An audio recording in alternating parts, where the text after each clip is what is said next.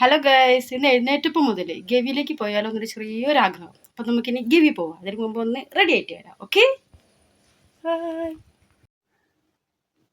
അപ്പോൾ ഗൈസ് നമ്മൾ റെഡി ആയിട്ടുണ്ടെങ്കിൽ നമ്മൾ ഗവിയിലോട്ട് പോകാം. ബാഗെല്ലാം പാക്ക് ചെയ്തിട്ട് വാ.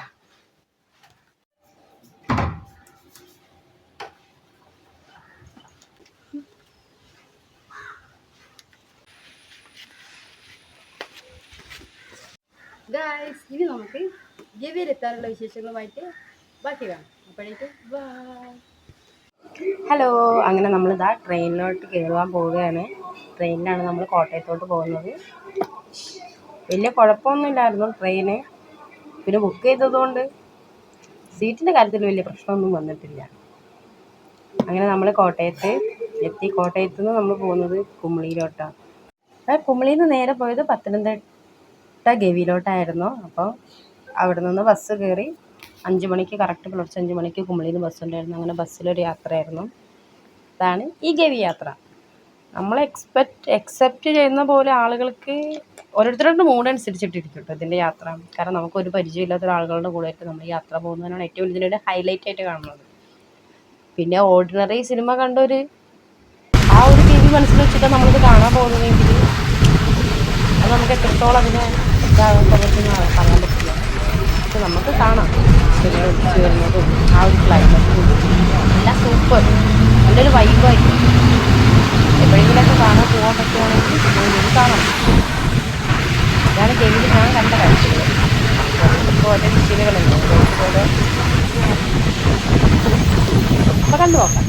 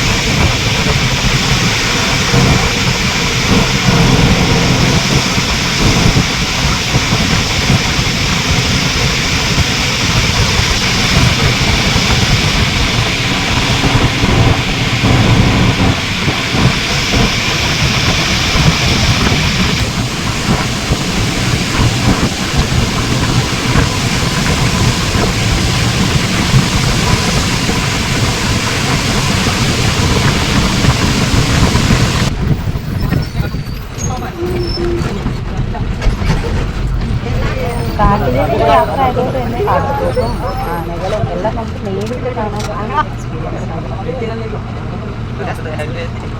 നമ്മൾ ചുറ്റത്തിൽ മാത്രം കണ്ടിട്ടുള്ള ഓരോ സാധനങ്ങൾ നമ്മൾ നേരിട്ട് കാണുമ്പോൾ അത് നമുക്ക് ഇവിടെ ശരിക്കും എക്സ്പീരിയൻസ് ചെയ്യാൻ പറ്റില്ല. ഇത് നല്ല തണുത്ത ക്ലൈമറ്റ് ആയിരിക്കും. ചെറിയ തോതിൽ മഴ പെയ്യും.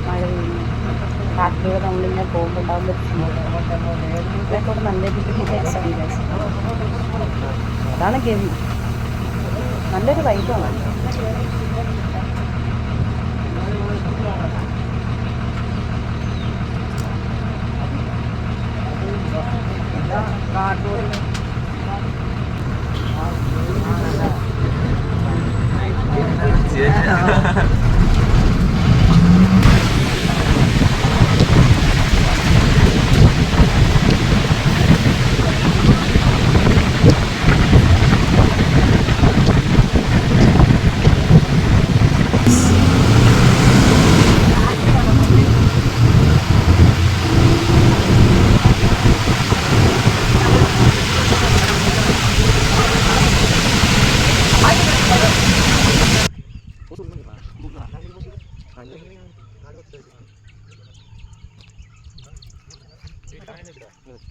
നമ്മൾ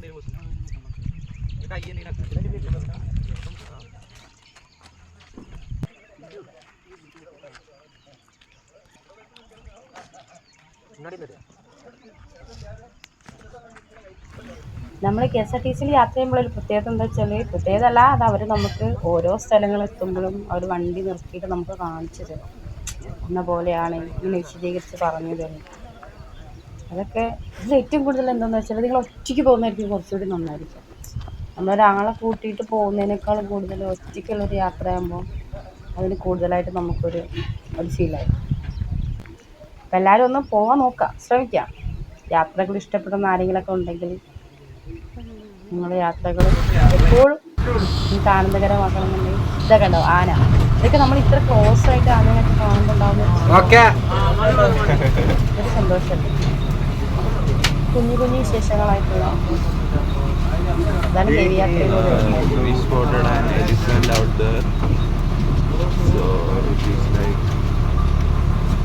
Elephant which lives in only in the wild areas, so they are not to well with humans. So right now you can see the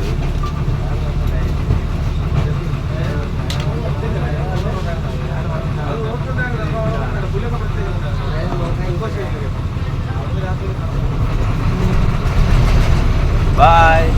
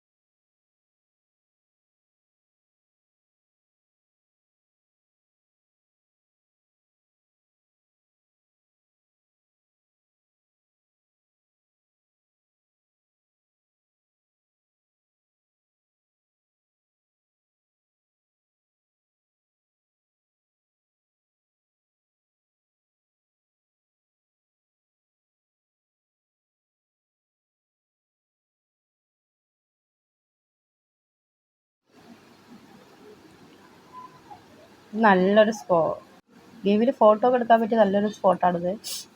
ഇവിടെ നിന്നായിരുന്നു നമുക്കുണ്ടായിരുന്ന ബ്രേക്ക്ഫാസ്റ്റ് ഒക്കെ ഇവിടെ നിന്നായിരുന്നു കഴിക്കാണ്ടായിരുന്നു. പിന്നെ അവിടെയുള്ള ഡാമുകൾ എല്ലാം കണ്ടിരിക്കാൻ നല്ല രസമാണ്.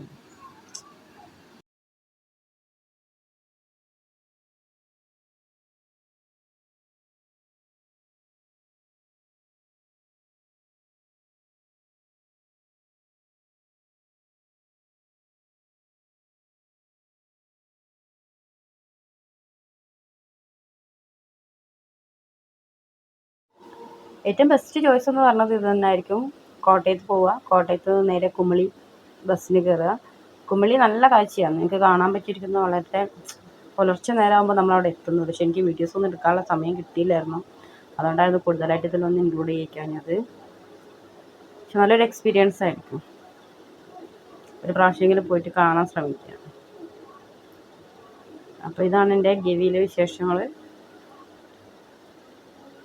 അപ്പോൾ ഇത്രയും പറഞ്ഞിട്ട് ബൈ. ലൈക്ക് ചെയ്യുക, ഷെയർ ചെയ്യുക, സബ്സ്ക്രൈബ് ചെയ്യുക.